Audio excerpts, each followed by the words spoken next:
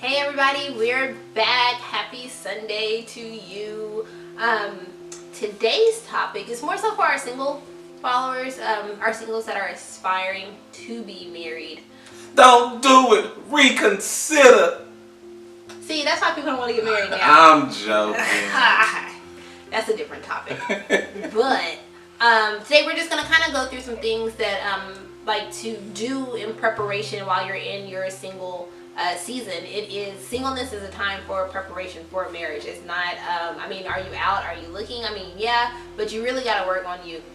Yeah, and I think people think this is time that you should become a better person, like a better you. You shouldn't wait till you have someone then I'll be a better woman, I'll be a better man. You should work on becoming a better man prior to meeting the one that God has for you. And I'll go ahead and start off.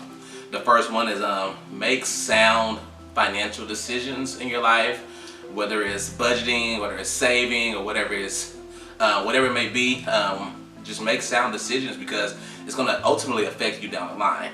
So if you're in a relationship and you're not good with money, but your spouse doesn't know that, it'll cause issues down the line. If you're making sound decisions now, whenever you guys come together and whatever goals you have, whether you want to have kids or you want to build a house, or whether you don't want kids, you just want to travel the world, but you already had a mindset on budgeting and money and finances, so that eliminates one of the biggest issues in marriage. Finances lead to so many divorces and so many issues. So if you can take care of that by yourself, when you come into the marriage, you're gonna be doing pretty well.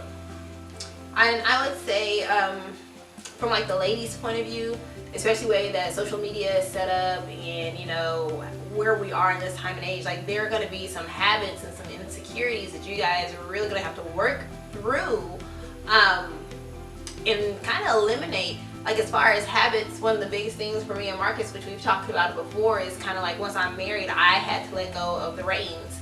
I was so used to, okay, this needs to be done, this needs to be done, go, go, go. Didn't have to talk to anybody about it, didn't have to, run it past anybody. I just went and did.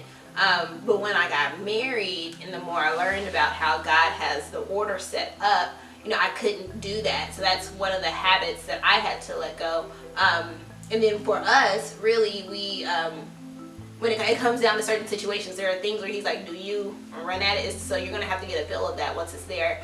And then as far as all the insecurities, I'm taking a class right now, and it's like, you guys, we got to filter through the mess and clean up the mess. So we can't bring that into the marriage. So whether that looks like counseling or therapy or whatever the case may be, there's nothing to be ashamed about it. You need to be a whole person before you come into that. Yeah, and that's big. Guys, we have insecurities too as well. And I think it's something that needs to be addressed and taken care of, because if you can't overcome them by yourself, then why you try to bring somebody else? Like, this person can't fix you. You know what I mean? Like, and a lot of people think, well, I'll get married, that'll help me fix my insecurities, help me with my self-esteem, help me with this.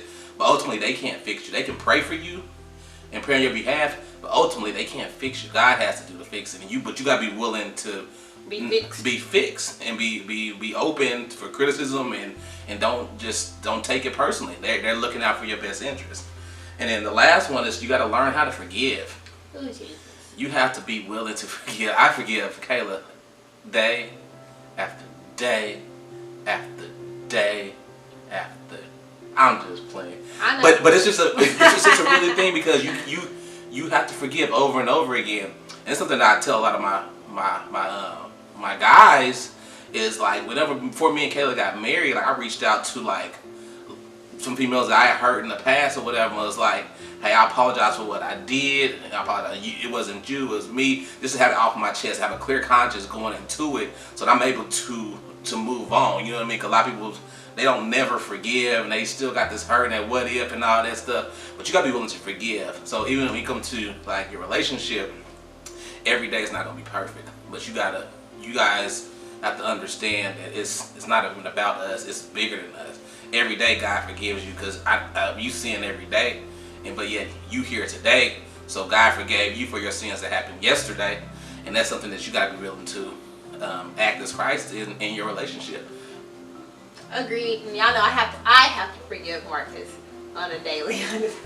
Forgive me for what? 'Cause I look so good. Yeah. Clean with that. Yeah. Anyway, But that's a big one though, because like there's stuff that's gonna make you mad, and you can't hold those grudges, because in turn it's just gonna make your relationship just like acidic. Like it's gonna be horrible. So if you can learn how to do that on the front end. Now we're not saying forgive and forget. There's some stuff that you can't, that kind of sits in the back of your mind, but you can't act on it. But you still have to learn how to forgive up front.